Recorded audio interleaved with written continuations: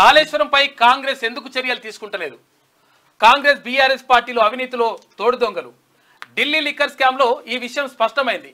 Liquor scam లో భాగస్వామిగా ఉన్న బీఆర్ఎస్ తో కాంగ్రెస్ కు అలయన్స్ ఉంది. తెలంగాణలో మొన్నటిదాకా బీఆర్ఎస్ దోచుకోగా ఇప్పుడు కాంగ్రెస్ అదే పని చేస్తుంది. కాళేశ్వరం ప్రాజెక్టు నిర్మాణం పెద్ద స్కామ్ అన్న కాంగ్రెస్ పార్టీ ఎందుకు చర్యలు తీసుకుంటలేదు? అధికారంలోకి వచ్చాక ఆ ప్రాజెక్టుకు సంబంధించిన ఫైల్స్ ను కాంగ్రెస్ తొక్కిపెడుతోందని చెప్పేసి ప్రధానమంత్రి నరేంద్ర మోడీ ఆరోపిస్తున్నారు. నేను బతికున్నంత వరకు రాజ్యాంగం మారదు, ఎట్టి పరిస్థితుల్లో రిజర్వేషన్లు రద్దు చేయం మోదీ.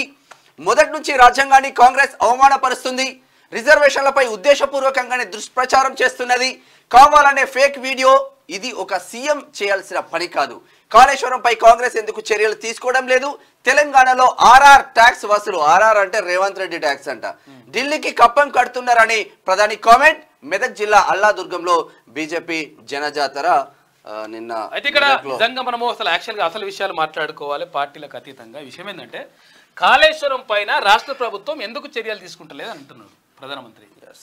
మనమేం అడుగుతున్నామంటే మరి 10 సంవత్సరాల నుంచి కేంద్రంలో కేంద్ర ప్రభుత్వం ఉన్నది, తర్వాత అక్కడ భారతీయ జనతా పార్టీ జాతీయ అధ్యక్షుడు కూడా మాట్లాడిండు కాళేశ్వరం ఇక్కడ కేసీఆర్ కి తర్వాత బీఆర్ఎస్ పార్టీకి ఏటీఎం గా మారిపోయింది అని.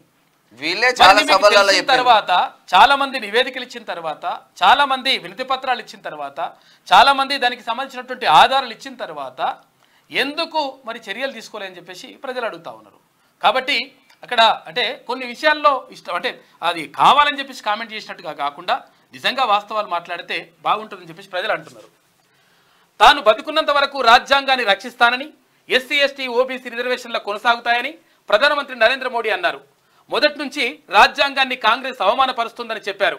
లోక్సభ ఎన్నికల ప్రచారంలో భాగంగా మంగళవారం మెదక్ జిల్లా అల్లాదుర్గంలో జరిగిన బీజేపీ సభలో జనసభలో మోదీ పాల్గొని ప్రసంగించారు.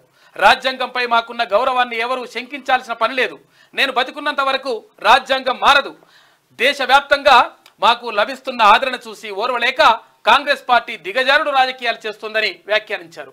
బీజేపీ మళ్ళీ అధికారంలోకి వస్తే రాజ్యాంగాన్ని మారుస్తామంటూ కాంగ్రెస్ నేతలు తప్పుడు ప్రచారం చేస్తున్నారని మండిపడ్డారు. ఉద్దేశపూర్వకంగా ఫేక్ వీడియో సృష్టించి ప్రజాస్వామ్యాన్ని అపహాస్యం చేస్తూ సమాజంలో ఘర్షణల వాతావరణం సృష్టిస్తున్నారు.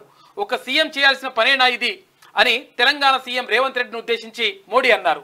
రాత్రికి రాత్రి ముస్లింలకు రిజర్వేషన్లు కాంగ్రెస్ పార్టీ మొదటి నుంచి రాజ్యాంగానికి వ్యతిరేకమని చెప్పేసి ప్రధానమంత్రి మోడీ చేసినటువంటి వ్యాఖ్యలు చూసుకోవచ్చు.